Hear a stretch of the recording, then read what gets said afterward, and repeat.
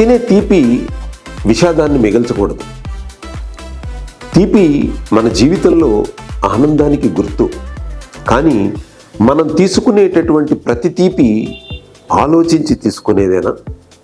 ఎందువల్లంటే తీపి అనగానే మనకి చక్కెర గుర్తొస్తుంది, బెల్లం గుర్తొస్తుంది. అది ఈరోజు మన అనారోగ్యానికి కారణమని ఎంతోమంది ప్రముఖులు చెబుతుంటే దాన్ని మనం పెడచెవిని పెడుతున్నాం.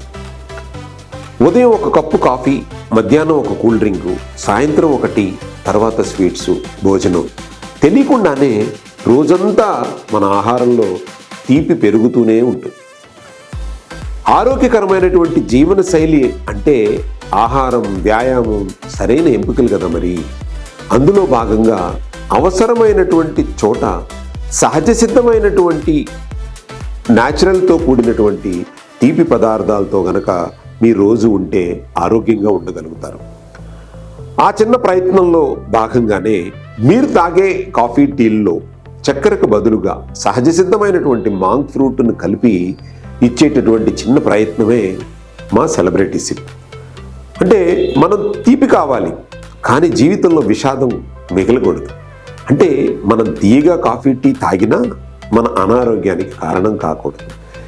ఈరోజు చేసే చిన్న ఆరోగ్యకరమైనటువంటి ఎంపిక రేపటి చిరునవ్వుకు పెట్టుబడి అని అనుకోవాలి కదా. ప్రతి కప్పులో సహజమైనటువంటి తీపి, ప్రతి నిర్ణయంలో ఆరోగ్యకరమైన అవగాహన. మనం తినే తీపి విషాదాన్ని మిగల్చకూడదు అనంటే మీ ఎంపిక సెలబ్రిటీ సిప్ అయి ఉండాలి మరి.